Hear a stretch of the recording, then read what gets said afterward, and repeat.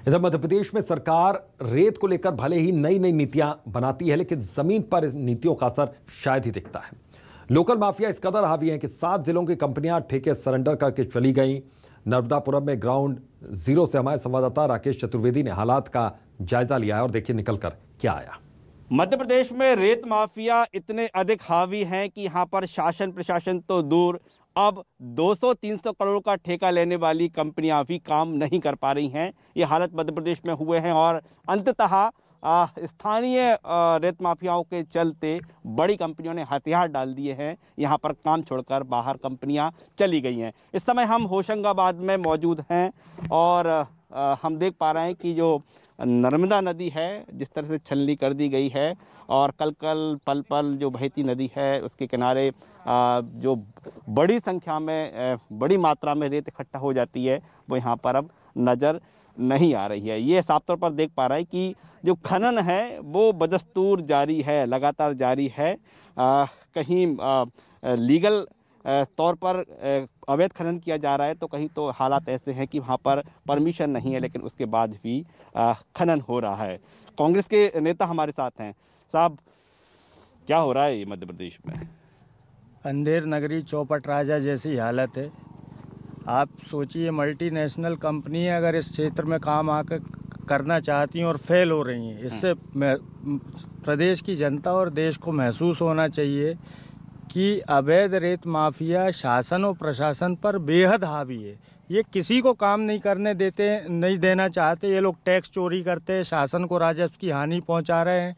इनके साहस इतना है कि कल मैं एक उदाहरण दूंगा। यहाँ पर पूरा शहर धर्ममय है, नर्मदा जयंती मनाई जा रही है, लेकिन मुख्यमंत्री जी सर्किट हाउस से बोट से वो जाएंगे और सामने एक घाट है जो पूरी तरह रेत खत्म हो गई है। उस जगह पर 150 ट्रैक्टर ट्रॉलियाँ चोरी कर रही थी। रेत चोरी भी होती है? रेत चोरी होती है। चोरी क्या बोले हैं उसको, ये है कि पूरी माँ को छलनी किया जा रहा है, पूरी तरीके से बर्बाद किया जा रहा है। बहुत खराब हालात हैं, ना किसी के अंकुश में ये लोग आते हैं, प्रशासन इनसे डरता है।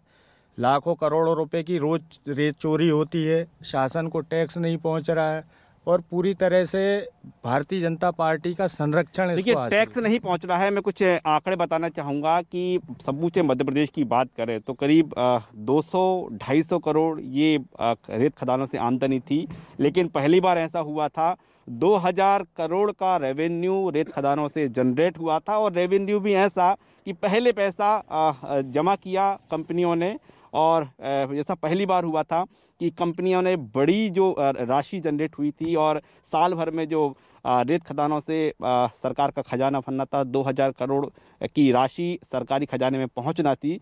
लेकिन हालात ऐसे हैं कि अब वो जो बड़ी कंपनियां हैं जो 200-300 करोड़ के ठेके लेते हैं वो भी यहाँ पर काम नहीं कर पा रहे हैं। तब कंपनियों ने सरेंडर कर दिया। क्या इतना ज़्यादा माफिया हावी है? सरकार की अनीतिपूर्ण नीतियों के कारण ये एक मिली भगत है ठेकेदार और सरकार की कि 262 करोड़ रुपए का टेंडर होता है, 100 करोड़ रुपए टेंडर के लिए जमा कर दिए जाते हैं, मगर जिसका टेंडर होता है वो अपना पूरा काम कर चुका रहता है। जिस प्रकार से उनके दूसरे प्रदेशों में जो ठेके चल रहे हैं, मालगाड़ी के द्वारा पूरा का पूरा माल यहाँ से मालगाड़ियों से गई रेत, यहाँ से रैक लगे हैं, पूरा एक स्टॉक बनाया था अच्छा बड़ा था।